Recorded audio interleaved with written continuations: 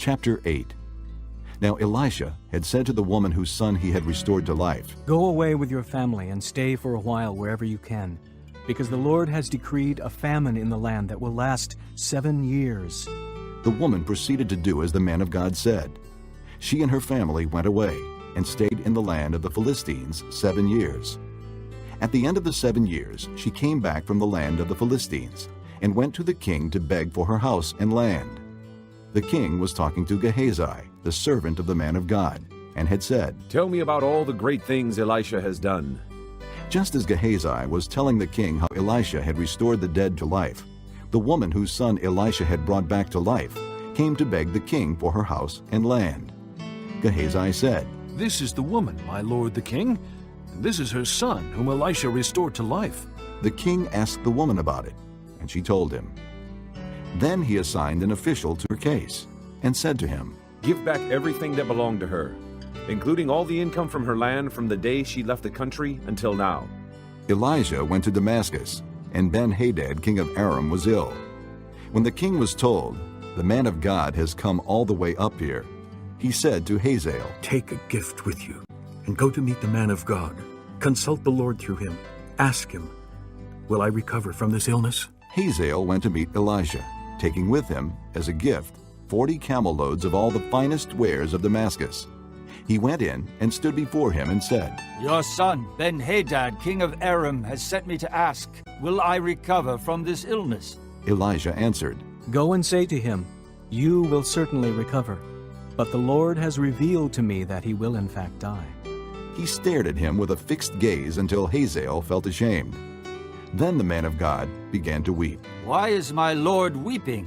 asked Hazael. "Because I know the harm you will do to the Israelites. He answered, You will set fire to their fortified places, kill their young men with the sword, dash their little children to the ground, and rip open their pregnant women." Hazael said, "How could your servant, a mere dog, accomplish such a feat?" "The Lord has shown me that you will become king of Aram," answered Elijah. Then Hazael left Elijah and returned to his master. When Ben-Hadad asked, "What did Elisha say to you?" Hazael replied, "He told me that you would certainly recover." But the next day he took a thick cloth, soaked it in water, and spread it over the king's face, so that he died. Then Hazael succeeded him as king. In the 5th year of Joram, son of Ahab, king of Israel, when Jehoshaphat was king of Judah, Jehoram, son of Jehoshaphat, began his reign as king of Judah. He was 32 years old when he became king, and he reigned in Jerusalem 8 years. He walked in the ways of the kings of Israel, as the house of Ahab had done, for he married a daughter of Ahab. He did evil in the eyes of the Lord. Nevertheless, for the sake of his servant David, the Lord was not willing to destroy Judah. He had promised to maintain a lamp for David and his descendants forever. In the time of Jehoram, Edom rebelled against Judah and set up its own king.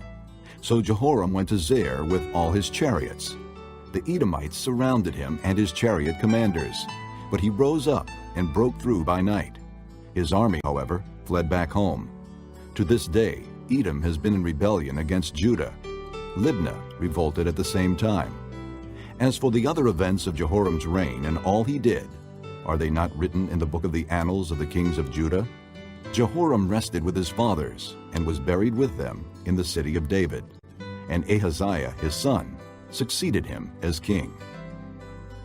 In the 12th year of Joram, son of Ahab, king of Israel, Ahaziah, son of Jehoram, king of Judah, began to reign.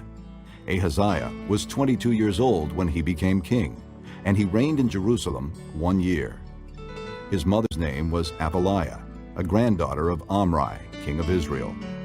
He walked in the ways of the house of Ahab, and did evil in the eyes of the Lord, as the house of Ahab had done, for he was related by marriage to Ahab's family.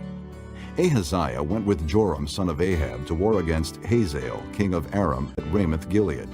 The Arameans wounded Joram, so King Joram returned to Jezreel to recover from the wounds the Arameans had inflicted on him at Ramoth in his battle with Hazael, king of Aram. Then Ahaziah, son of Jehoram, king of Judah, went down to Jezreel to see Joram, son of Ahab, because he had been wounded.